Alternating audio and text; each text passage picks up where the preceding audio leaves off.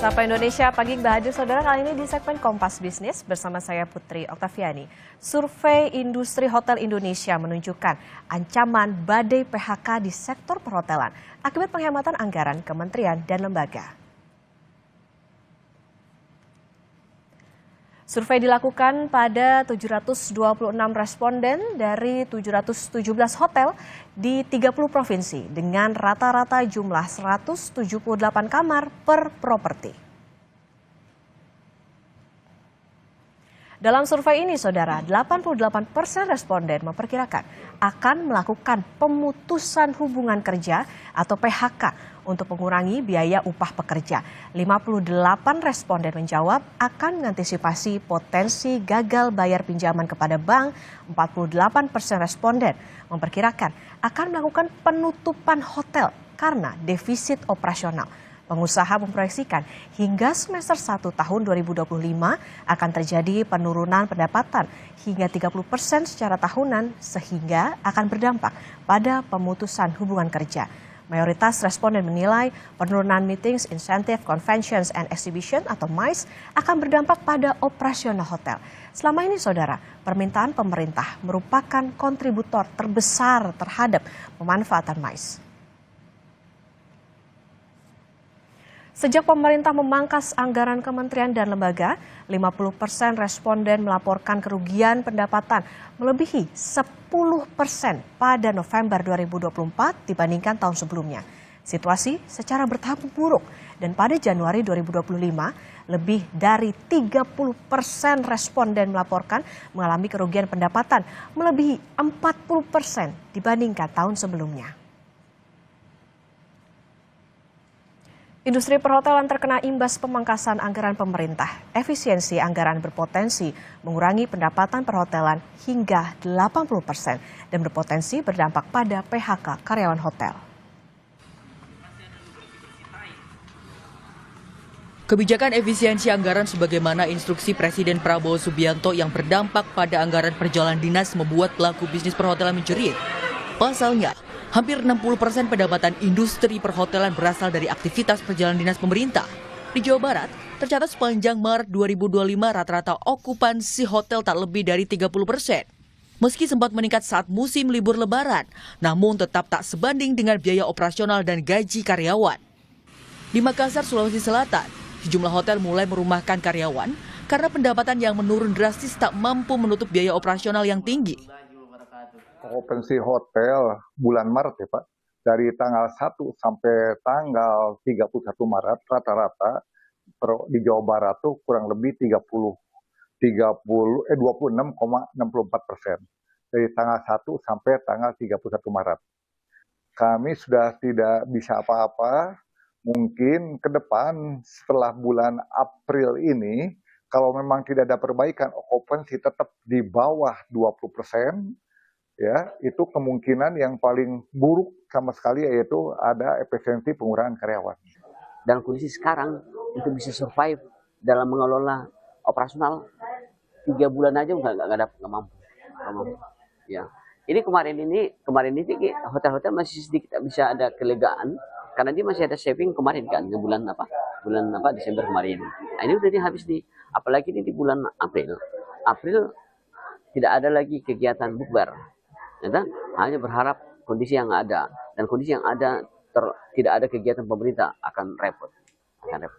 Jadi Sekjen PHRI Maulana Yusran bilang, menurunnya agenda perjalanan dinas pemerintah sangat berpengaruh. PHRI juga tak sepakat jika pemerintah minta pelaku industri perhotelan mencari target market lain untuk cegah gelombang PHK.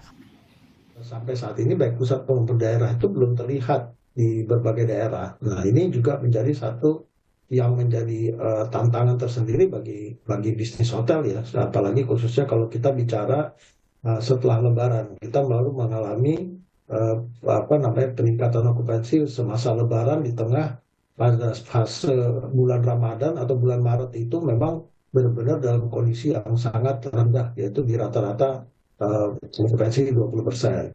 Pemerintah ingin berharap kita mencari pasar baru di dalam situ. Ini nggak satu hal yang mudah.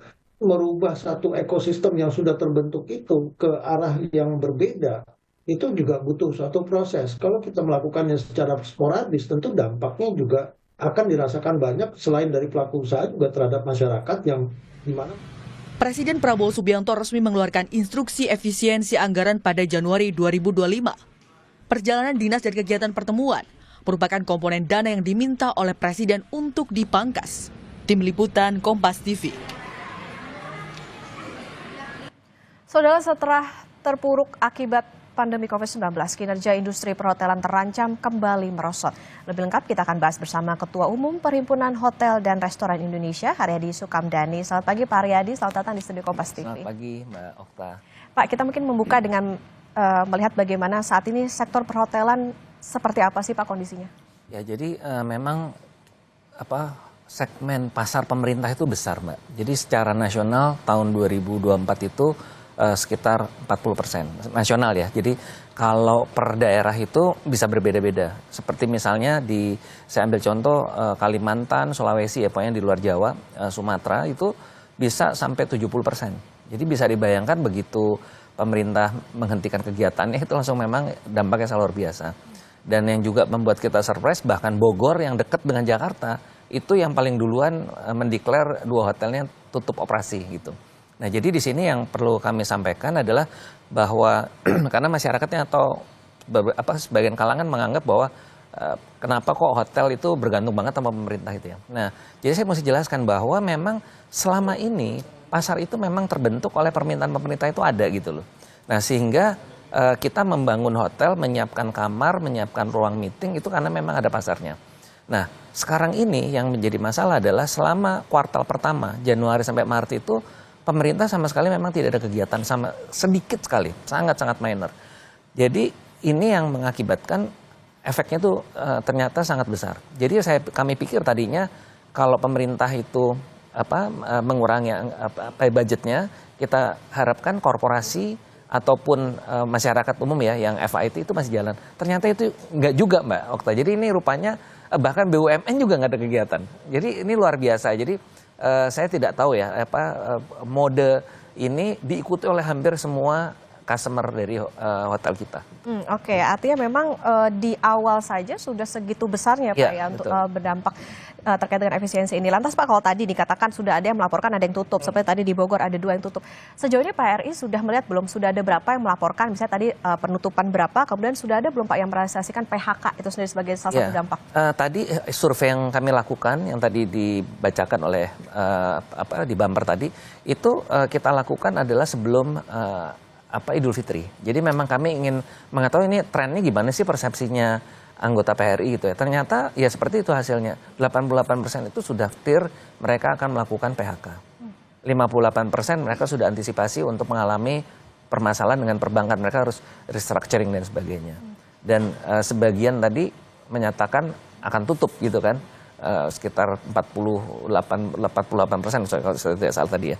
Jadi ini menurut saya ada sesuatu hal yang serius. Serius itu ini kan sebetulnya kebetulan data di kami cukup baik ya, artinya kita bisa membaca gitu, membaca trennya.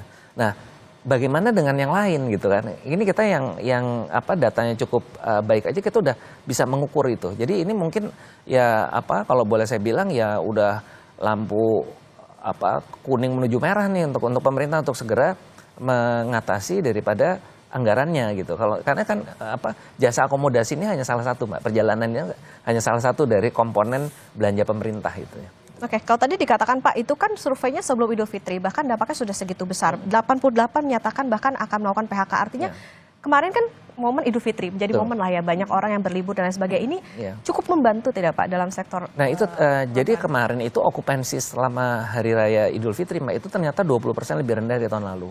Dan dari sisi liburannya, banyak masyarakat kita itu tidak mengambil liburan, atau kalau mereka liburan mereka memperpendek hari liburnya. Jadi tidak sampai sepenuhnya hari libur Lebaran itu mereka melakukan perjalanan di luar kota. Seperti itu. Jadi kondisinya memang kalau boleh saya sampaikan memang itu confirm bahwa terjadi penurunan daya beli karena tidak hanya hotel saja, kami juga mengecek ke teman-teman di jasa pusat rekreasi, taman rekreasi itu juga mencatat penurunan juga Mbak gitu. Oke, sudah ya mayoritas responden ya Pak ya, Ya, tadi 88% itu tadi. Pak, artinya sekarang karena kondisinya seperti ini, proyeksinya juga 2025 nampaknya juga kurang bagus gitu.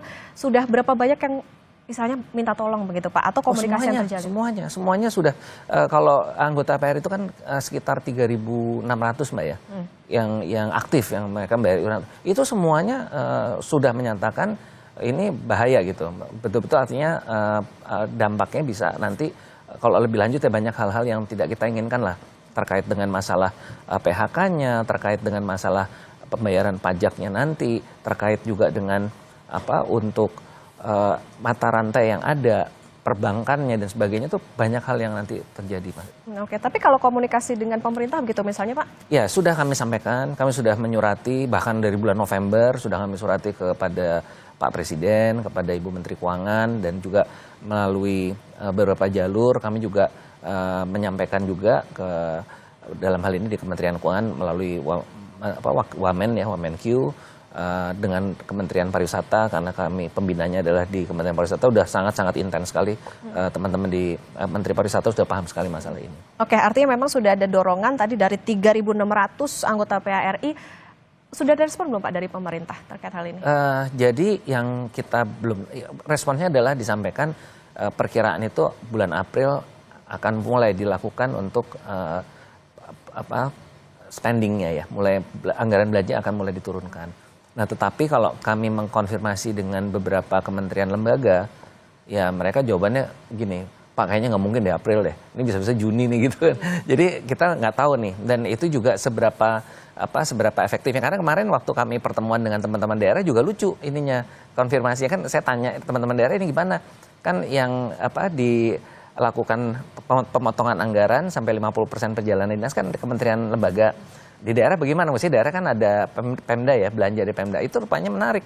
Teman-teman di daerah itu menyampaikan, oh Pak, di daerah itu juga kita problem karena kita menanyakan kepada Pemda, Pemdanya sekarang disuruh ikutan mengalokasikan untuk makan bergizi gratis. Ada di situ juga. Lalu ada yang baru lagi juga diminta untuk mengalokasikan koperasi merah putih gitu. Jadi ini juga, ini kalau begini kan berarti alokasi dananya memang untuk aktivitas ya. Jadi pemerintah daerah, ini saya contoh pemerintah daerah ya, karena pemerintah daerah kan juga anggarannya terbatas.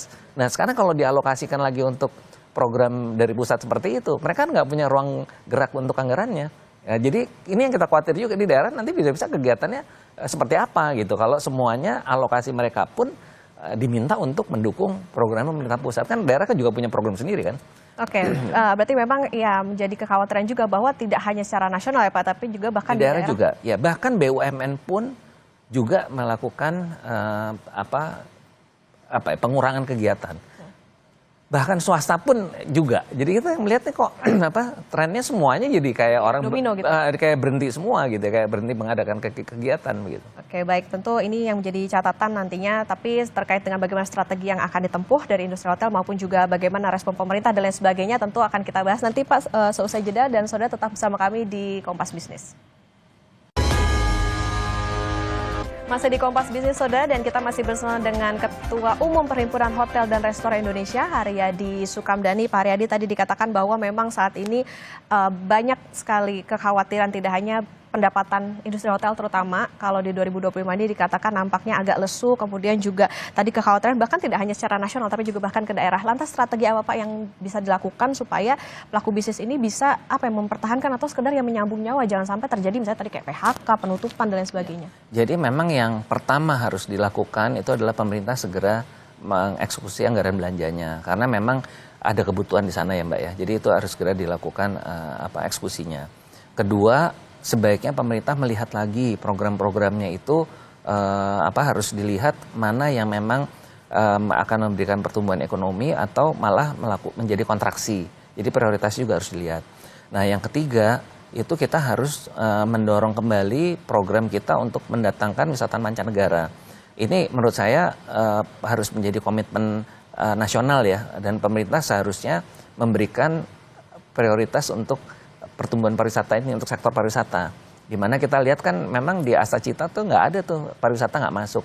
Kemarin Saresean juga saya lihat nggak dibahas masalah pariwisata. Nah padahal pariwisata ini adalah sebagai jaring pengaman sosial sebetulnya, karena dia bisa menampung pekerja yang tidak memerlukan kualifikasi keterampilan yang cukup tinggi ya. Artinya dia bisa sangat fleksibel gitu loh.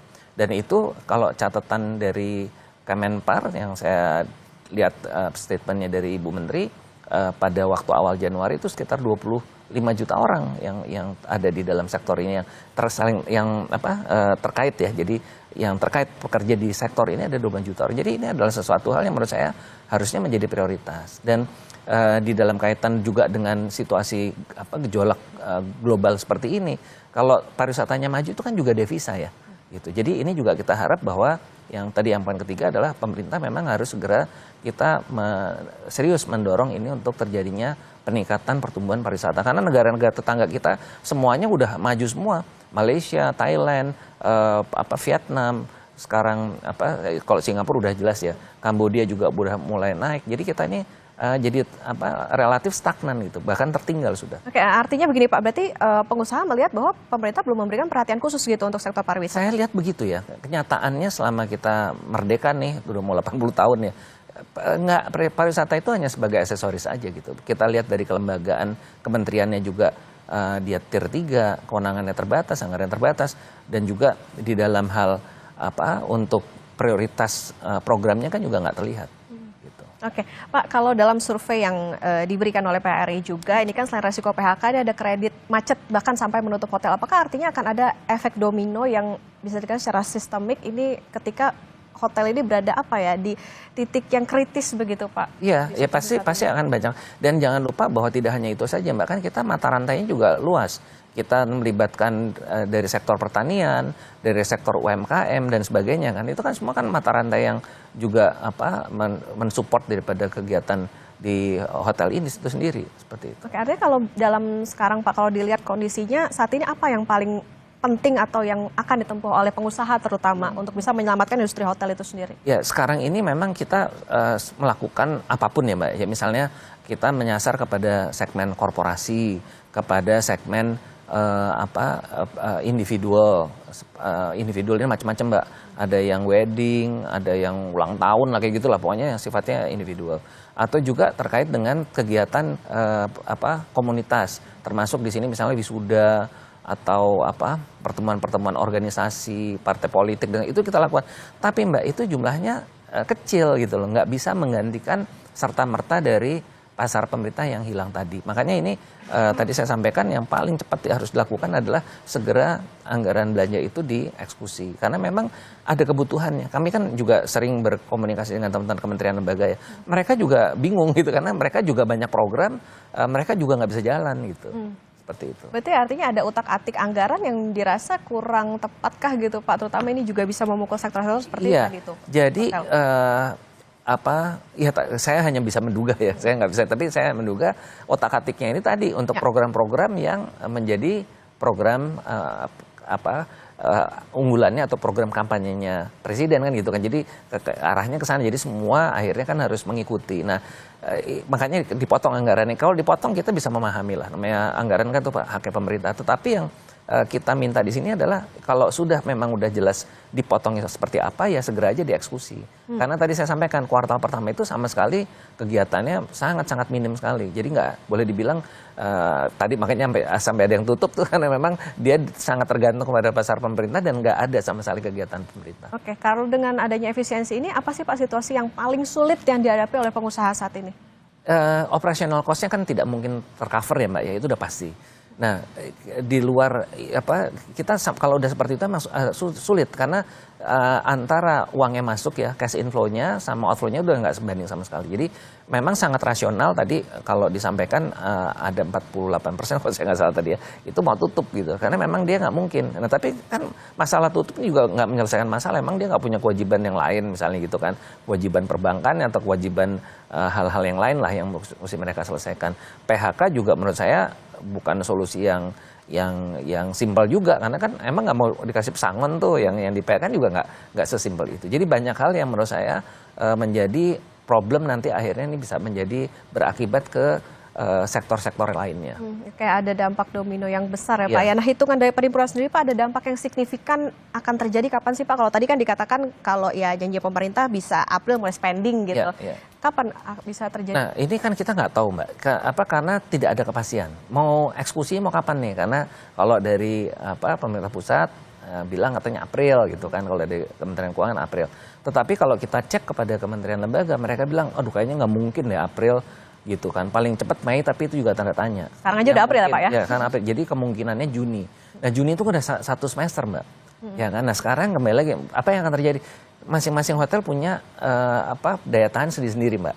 Ada yang memang mereka cukup punya backup keuangan yang cukup baik, dia mungkin bisa bertahan lebih panjang. Tetapi kalau dia nggak punya backup keuangan yang cukup, ya itu tadi kayak yang kejadian di Bogor, langsungnya tutup gitu. Nah ini saya lihat kemungkinan yang akan tutup akan lebih banyak lagi nih. Gitu. Ya tentu saya nggak berharap gitu, jangan sampai lah. Tapi kita harapkan memang paling tepat adalah segera aja pemerintah melakukan eksekusi untuk spending. Oke, antisipasi saat ini seperti apa Pak? Dari pengusaha? Antisipasinya ya sekarang ini yang kami lakukan adalah pertama tentu harus efisiensi di dalam dulu ya Mbak ya. Semua kita lakukan, penggunaan konsumsi listrik, air, belanja dan sebagainya itu kita lakukan udah seperti itu. Lalu kedua tadi kita mencari pasar-pasar yang masih mungkin kita bisa peroleh. Nah mengenai pasar yang alternatif ini Mbak, tadi saya sampaikan itu juga tidak mudah kan, ternyata korporasi juga mengurangi kegiatannya, BUMN apalagi ikut-ikutan kan. Lalu juga kalau dari sisi masyarakat ternyata daya beli itu juga pengaruh Mbak.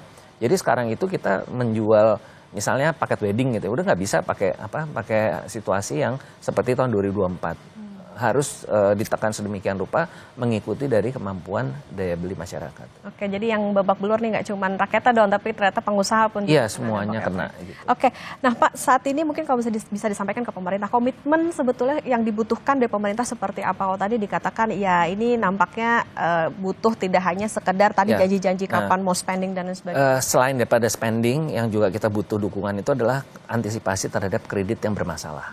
Ya, jadi ini juga kami belum sempat nih terus terang bicara dengan OJK, tapi kami akan lapor juga ke OJK agar kiranya juga siap-siap relaksasi. Karena ini juga kemungkinan pasti ada masalah ya dengan masalah cash flow. Lalu kedua juga dengan kami perlu koordinasi dengan Kementerian Dalam Negeri terkait dengan pajak hotel dan restoran yang juga mungkin akan bermasalah. Itu juga harus antisipasi relaksasi. Ini antisipasi kalau tadi sampai satu semester terjadi masalah, karena itu impact-nya besar tuh Mbak. Kalau satu semester itu pasti problem, jadi akan geser semuanya. Nah kita juga harus bicara agar pemerintah daerah itu juga siap-siap juga untuk jangan udah situasi gini, ini kan situasi yang tidak kita harapkan ya terjadi. Itu juga nanti masalah dengan pemerintah daerah untuk melakukan relaksasi pajak hotel dan restoran juga harus dilakukan. Oke. Dengan situasi seperti ini Pak, masih optimis nggak para pengusaha untuk bisa berjalan? Karena kan ya kalau bisa dikatakan tadi kuartal pertama ini cukup menentukan, ini udah masuk bulan keempat, artinya tinggal 2 bulan lagi bisa dikatakan gitu? Ya kita sebagai manusia harus selalu optimis. Apapun itu ya, kita pernah mengalami tahun 98, mengalami COVID dan sebagainya, kita tuh harus optimis. Tetapi saya sampaikan, kita optimis tapi tentu dengan mengambil langkah-langkah yang rasional ya, langkah-langkah strategis juga gitu. Ya tadi termasuk kayak penghematan dengan PHK lah, dengan segala macam itu kan termasuk adalah upaya kita untuk survival itu sih. Tapi kami harus tetap optimis karena bagaimanapun juga masalah ini kan bukan hanya di jasa akomodasi, semuanya juga akan mengalami masalah. Dan harapan kita dengan permasalahan yang kita hadapi salah satunya oleh kami, ini juga akan mendorong presiden ya pemerintah untuk lebih realistis di dalam menyusun anggaran belanjanya nanti. Oke, lagi-lagi komunikasi dengan pemerintah ya Pak ya harus diutamakan. Tentu ini harus bisa menjadi catatan bahwa itu tadi industri hotel nyatanya bisa berdampak, termasuk juga hajat hidup orang banyak karena tadi bisa berdampak pada paling parahnya ya itu tadi bisa tutup bahkan PHK dan lain sebagainya. Tentu menjadi perhatian khusus, terutama tadi ada banyak insentif bisa dikatakan ya Pak ya yang dibutuhkan oleh pengusaha seperti misalnya relaksasi dan lain sebagainya. Diharapkan ini bisa memperbaiki kondisi perhotelan terutama karena di kuartal pertama nampaknya juga kurang baik. Diharapkan ada pembenahan dari pemerintah. Terima kasih Ketua Umum Perhimpunan Hotel dan Restoran Indonesia Pak Haryadi Sukamdhani sudah bersama di Kompas Bisnis. Sehat selalu Pak Haryadi.